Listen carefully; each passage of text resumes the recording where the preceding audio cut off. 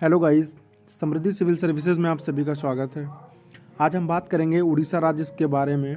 उड़ीसा राज्य से जितने भी महत्वपूर्ण जीके के प्रश्न बनते हैं उन सभी पर हम चर्चा करेंगे। शायद 33 या 34 क्वेश्चन है इस वीडियो में, जो बहुत ही महत्वपूर्ण प्रश्न है। तो चलिए हम स्टार्ट करते हैं। तो हमारा सबसे पहला क्वेश्चन ये बनता है कि जो उड़ीसा राज्य है इसकी राजधानी क्या है। तो उड़ीसा राज्य की राजधानी भुवनेश्वर है, सभी को पता है। ठीक है गाइस, आगे बढ़ते हैं। अगला जो क्वेश्चन बनता है हमारा, तो अगला क्वेश्चन ये बनता है कि जो उड़ीसा राज्य है इसका कुल क्षेत्रफल कितना है। तो इसका जो टोटल क्षेत्रफल है वो टोटल क्षेत्रफल 1,55,707 वर्ग किलोमीटर है। ये बात ध्यान रखिएगा, पेपर के अंदर जब अगर ऐसे क्वेश्चन बनते हैं तो सीधी सी बात है, ये ऑप्शन देगा मतलब से 4 को ऑप्शंस हैं। तो अगर टफ पेपर बनता है तो उसमें यहाँ पर ये थोड़ा मिस्टेक कर देता है, यहाँ पे सिर्फ वर्ग किलोमीटर दे देगा, या अगर कुछ नहीं देगा, अगर कन्फ्यूजन करने के लिए तो आपको सिर्फ इसको वर्ग हटा देगा, किलोमीटर दे देगा। ऑप्शंस में यही होगा, लेकिन ये क्वेश्चन गलत होगा। ठीक है, ये बात ध्यान रखिएगा, वर्ग किलोमीटर। ठीक है गाइस, आगे बढ़ते हैं। अगला जो क्वेश्चन है, एक मिनट, अगला क्वेश्चन इसके गठन के बारे में बात करते हैं। इसका जो गठन हुआ था उड़ीसा राज्य का 1 अप्रैल 1936 को हुआ था। ठीक है, अब यहाँ पे ध्यान रखिएगा कि 1936 में इसका गठन हुआ था, और इसका किस दिन, दिनांक की अगर पूछेगा तो दिनांक 1 तारीख या 1 अप्रैल। ठीक है, अगला क्वेश्चन इसकी जनसंख्या के बारे में बात करते हैं। उड़ीसा राज्य की जो कुल जनसंख्या है, ये टोटल जनसंख्या है वो 4.19 करोड़ है। ठीक है, अब इसी 4.19 करोड़ में पुरुष की जनसंख्या भी है और महिला की जनसंख्या भी है। हम बात करेंगे पुरुष की जनसंख्या के बारे में, तो 2.12 करोड़ पुरुष की जनसंख्या है। महिला की जनसंख्या के बारे में अगर हम बात करेंगे तो 2.07 करोड़ महिला की जनसंख्या है। ठीक है गाइस, आगे बढ़ते हैं। अगला क्वेश्चन हमारा ये पूछा जाता है या ये बन सकता है कि जो उड़ीसा राज्य की साक्षरता दर क्या है। तो इसकी साक्षरता दर के बारे में हम बात करेंगे। तो जो कुल साक्षरता दर है वो 72.9% है, 72.9% है। इसमें जो पुरुष की साक्षरता दर है वो 81.6% है, और महिला की जो साक्षरता दर है 64.0% है। ठीक है, ये क्वेश्चन ये पूछे जाते हैं, ये इंपॉर्टेंट, इसको थोड़ा सा ध्यान रखिएगा। आगे बढ़ते हैं। अगला क्वेश्चन पूछा जाता है कि जो उड़ीसा राज्य उसका लिंगानुपात क्या है। तो इसका जो लिंगानुपात है 979 महिलाएं प्रति 1000 पुरुष पर हैं। इसको मैं से थोड़ा सा समझते हैं कि 1000 माना, जैसे 1000 पुरुष हैं तो 1000 पुरुष पर 979 महिलाएं हैं 1000 मेल पर। ठीक है गाइस, आगे बढ़ते हैं। अगला क्वेश्चन है कि जो इसकी भाषा है तो उसकी भाषा क्या है। तो इसकी भाषा है उड़िया। ठीक है, ये बात ध्यान रखिएगा, सभी राज्य की जो भाषाएं होती हैं वो अलग अलग होती हैं। किसी की उड़िया है, जैसे एक नागालैंड राज्य है। ठीक है, एक मिनट, नागालैंड राज्य है तो इसकी जो भाषा है वो है अंग्रेजी। ठीक है, ये बात ध्यान रखिएगा, ये क्वेश्चन पूछा जाता है नागालैंड वाला। आगे बढ़ते हैं, इसके बारे में बात करते हैं। कुल जिला कितने हैं उड़ीसा राज्य के अंदर, कुल जिला कितने हैं। तो टोटल 30 जिला हैं उड़ीसा राज्य में, कुल 30 जिला है। और इसका उच्च न्यायालय कहाँ पर स्थित है, वो कटक में स्थित है। ठीक है, कटक राज्य से बहुत क्वेश्चन बनते हैं, सॉरी कटक जो स्थान है इससे बहुत ही महत्वपूर्ण क्वेश्चन बनते हैं, जो हम आगे डिस्कस करेंगे। ठीक है, तो गाइस वीडियो पूरा ध्यान से देखिएगा। अगला क्वेश्चन है इसकी सीमाएं। अब सीमाओं के बारे में हम बात करते हैं। तो जो इसके पूर्व में है वो बंगाल की खाड़ी है, पश्चिम में छत्तीसगढ़ है,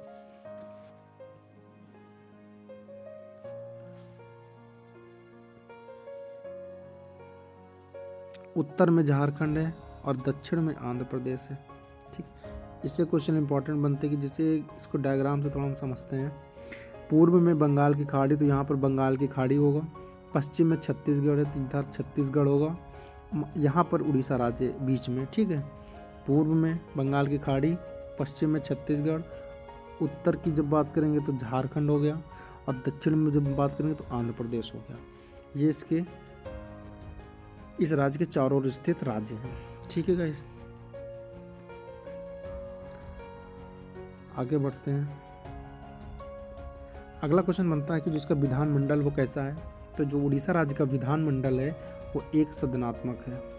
ठीक है। और विधानसभा में जो सदस्यों की संख्या है उड़ीसा राज्य में टोटल 147 है। ठीक है गाइस, आगे बढ़ते हैं। विधानसभा के बाद हम बात करेंगे लोकसभा और राज्यसभा के बारे में। तो जो लोकसभा है, लोकसभा में सदस्यों की संख्या 21 है। उड़ीसा राज्य से लोकसभा में टोटल 21 सदस्य हैं और उड़ीसा राज्य से ही राज्यसभा में कुल 10 सदस्य हैं। ठीक है, ये बात ध्यान रखिएगा, ये क्वेश्चन थोड़ा इंपॉर्टेंट है, इनको थोड़ा सा ध्यान रखिएगा। आगे बढ़ते हैं।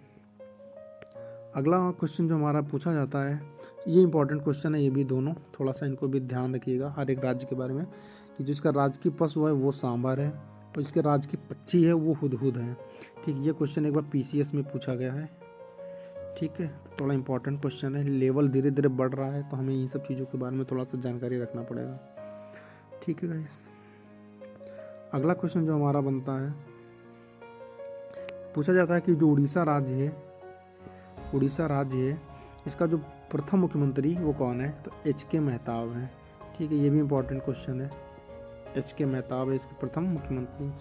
अगली बार अगर हम अगला क्वेश्चन की तरफ देखते हैं तो अगला क्वेश्चन ये बनता है कि जो प्रथम त्यौहार है, ठीक, उड़ीसा राज्य का जो मतलब प्रथम त्यौहार माना जो लोग मनाते हैं, मतलब जो अपना पहला मानते हैं तो पर्व, तो वो है पूरी रथ यात्रा और मकर मेला, जिसको बोलते हैं मकर संक्रांति मेला। ठीक है, आगे बढ़ते हैं। अगला क्वेश्चन है कि जो यहाँ का प्रमुख नृत्य क्या है? वो ओडिसी है। ओडिसी यहाँ का प्रमुख नृत्य है। अभी कैसा नृत्य भाई, इसको आप एक बार गूगल पे करिएगा ज़रा। ठीक है, आगे बढ़ते हैं।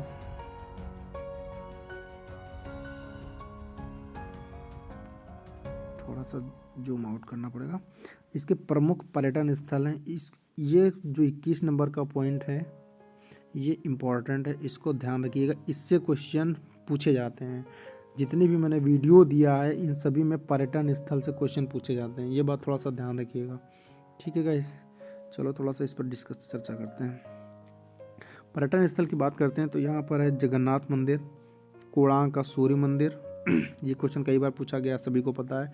लिंगराज मंदिर कई बार क्वेश्चन पूछा गया है। नंदन कानन चिड़ियाघर, ये क्वेश्चन बहुत कम पूछा गया है। ये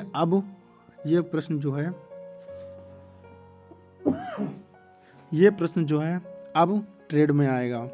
ठीक है, तो इस क्वेश्चन को थोड़ा सा ध्यान रखिएगा। चिल्का झील, ये सबसे बड़ी झील है, पूछा जाता है भारत की सबसे बड़ी झील चिल्का झील है, कहाँ पर स्थित है? तो उड़ीसा राज्य में स्थित है। ठीक है, ये क्वेश्चन बहुत पूछा जाता था, शायद अभी इसका ट्रेंड खत्म हो गया है। ये क्वेश्चन है हीरा बांध महानदी पर स्थित है, कहाँ है? उड़ीसा राज्य में है। ये भी क्वेश्चन पूछा जाता है कि हीराकुंड बांध किस नदी पर स्थित है? तो महानदी पर स्थित है। ये क्वेश्चन भी इंपॉर्टेंट है, पूछा जाता है कि केंद्रीय चावल शोध संस्थान कहाँ पर स्थित है? तो कटक में है। उड़ीसा राज्य का एक स्थान है कटक, यहाँ पर है। ठीक है, तो ये जो पॉइंट है ये थोड़ा इंपॉर्टेंट है, इसको थोड़ा सा ध्यान में रखिएगा। चलिए आगे बढ़ते हैं 22 नंबर क्वेश्चन की तरफ।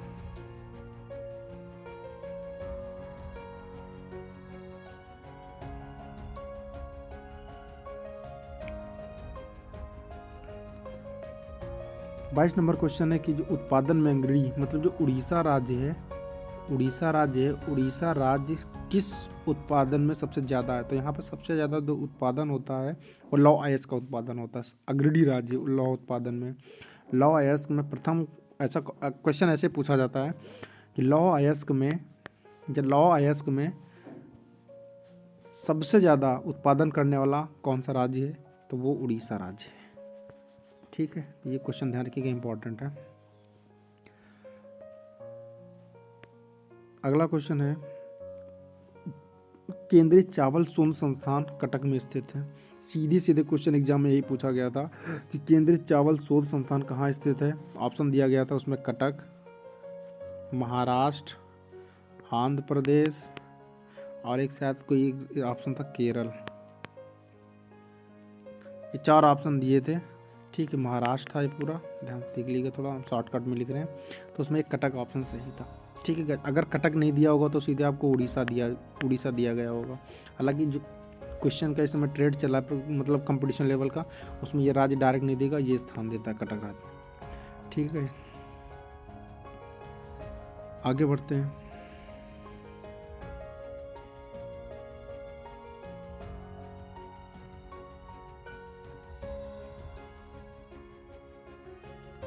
अगला क्वेश्चन जो हमारा बनता है, अगला क्वेश्चन है भारत का सबसे लंबा बांध अब कौन सा है? वो हीराकुंड बांध है।